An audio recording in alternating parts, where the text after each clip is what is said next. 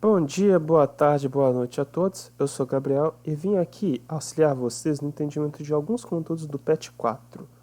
Dessa vez trabalharemos a semana 4, que vai das páginas 40 até 45. E o conteúdo dessa semana são pirâmides.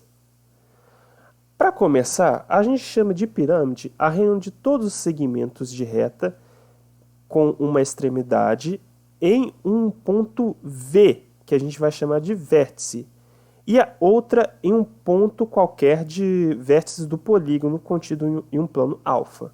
Mas o que significa essa bodega toda daí? Basicamente, a gente vai ter um plano daí, imagina como se fosse uma folha de papel, e a gente vai desenhar um polígono nele. Um polígono qualquer aí, eu fiz um quadrilátero de vértices A, B, C e D.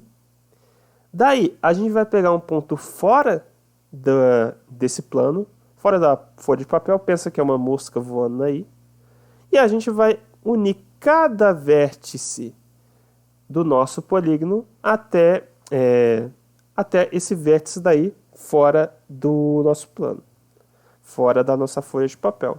E com isso daí, a gente tem construído a nossa pirâmide. Como todo poliedro, a pirâmide vai ter um número determinado de vértices, arestas e faces. Vamos chamar o número de lados que o nosso polígono da base vai ter de n. Se for um pentágono, vai ser 5 lados, então n vai ser 5. Se for 4 lados, n vai ser 4. Se for 15 lados, n vai ser 15. Pouco importa. A questão é que, quando a gente tiver uma pirâmide, ela vai ter o número de lados do polígono da base mais 1. As arestas vão ser 2 vezes o número de lados do polígono da base. E as faces vão ser também a quantidade de lados que eu vou ter no polígono da base mais 1. Isso daí é fácil da gente observar, simplesmente pegando uma pirâmide qualquer. No caso aí, peguei uma pirâmide cuja base é um quadrado daí. A gente vai ter sempre em questão de vértices, a gente vai ter todos aqueles vértices que tem no polígono da base, que no caso aí são 4, e mais um que está fora.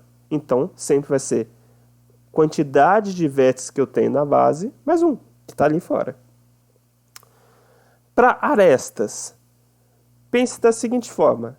Eu preciso de quantos lados para construir quem está na base? Eu preciso daí, no caso, de 4. E de cada pontinha daí, de cada vértice do polígono da base, vai sair uma outra aresta, que vai unir aquele vértice ali da pirâmide, lá no alto, fora do plano da base. Então, a gente tem aí, como a gente tinha 4 lados no polígono da base, aí para uma pirâmide de base quadrada, a gente vai ter 8 lados. E quando a gente tem aí, está analisando a quantidade de faces, eu sempre vou ter quem está na base, que é o polígono da base, que no caso é o quadrado, mas de cada um desses lados vai surgir um triângulo daí. Então, pouco importa o formato daí da base, a questão é que sempre de cada lado eu vou formar um triângulo daí. E com isso, a gente chega que, para esse caso daí, a gente tem 5 faces. Eu só destaquei aí 2 para ficar mais fácil de visualizar.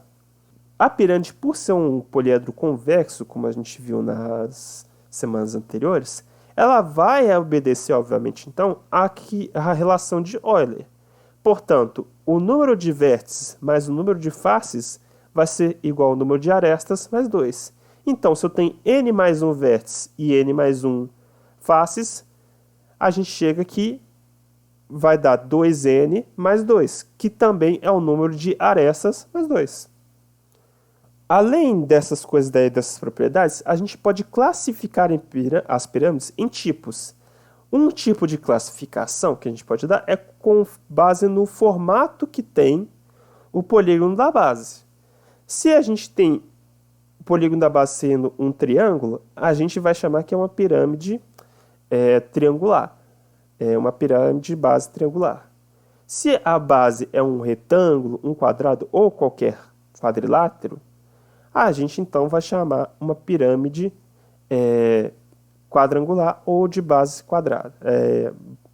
E quando é um pentágono, uma pirâmide pentagonal. Se for 6 lados, o polígono da base vai ser uma pirâmide hexagonal. 7 lados, heptagonal. E assim por diante, para quantos lados você quiser que tenha o polígono da base. E além disso, essas pirâmides podem ter como base um polígono regular ou irregular.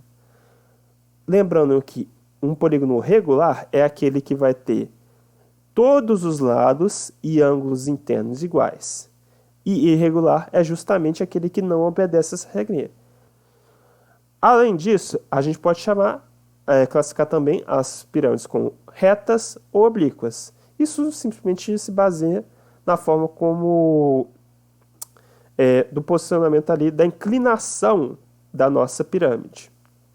Quando ela está retinha, formando um ângulo de 90 graus com o ponto da base, então a gente tem aí uma pirâmide reta. Quando ela é inclinada mais para um lado, mais para o outro, a gente chama de oblíqua. Fato é que quando a gente tem uma pirâmide que ela é reta e também tem a vantagem de ser o polígono da base regular, a gente vai ter duas medidas aí que merecem destaque, que são as apótemas. Justamente a apótema da base, que eu chamaria de M, e P, que é a apótema da pirâmide. Só mostrando aí um diagramazinho, destacando o que significa cada letra daí. O A vai ser a aresta da pirâmide, o H vai ser a altura, o B, a aresta da base, MP, as apótemas, respectivamente, da base e da pirâmide. É possível notar também que a altura e as apótemas, elas formam um triângulo retângulo, onde a altura e a apótema da base são catetos e a apótema da pirâmide é hipotenusa. Portanto, por Pitágoras, a gente pode determinar que a apótema da pirâmide ao quadrado vai ser a altura ao quadrado mais a apótema da base ao quadrado. E o mesmo vale para quando a gente vai analisar as arestas e a apótema e a base, pois a gente observa que a face dessa pirâmide forma um triângulo isósceles, que a gente consegue dividir em dois triângulos retângulos. E, desta forma, a aresta ao quadrado vai ser igual à apótema da pirâmide ao quadrado, mais metade da aresta da base ao quadrado. Outra coisa que é importante a gente saber sobre pirâmides é qual a área superficial dela. Para isso, basta a gente planificar ela. Quando a gente tem uma pirâmide que ela é reta e a base é um polígono regular, isso fica muito mais fácil, como nesse caso daí, onde a gente tem uma pirâmide pentagonal, que o polígono da base sendo um pentágono regular, e, por sua vez, todas as demais faces são triângulos. Daí, para a gente calcular a superfície total, é só a gente somar a área de cada triângulo daí, mais a área da base. E uma última coisa que a gente tem que destacar é o volume da pirâmide. Para a gente descobrir o volume da pirâmide, basta a gente pegar a área da base e a altura dela. E quando a gente tem essas duas medidas, a gente vai calcular o volume do prisma, que tem a mesma área da base e altura, e dividir por 3. Como assim? A gente tem uma pirâmide qualquer aí definida, no caso escolhi de base quadrada aí, e a gente vai construir um prisma com a mesma área da base e que tem justamente a mesma altura. Com isso, a gente vai basicamente dividir por 3 e a gente vai conseguir o volume da pirâmide. E reparem que isso daí pouco importa se a pirâmide ela é oblíqua ou ela é reta. Por quê? Da mesma forma como um prisma oblíquo tem o mesmo volume de um prisma reto, desde que tenha a mesma área da base e altura, o mesmo vale para a pirâmide. Então, se eu tenho uma pirâmide inclinada ou com ela retinha, eu sempre terei o mesmo volume desde que sejam mantidas a altura e área da base. Sendo isso, só tenho a agradecer vocês pela atenção, um forte abraço e até a próxima.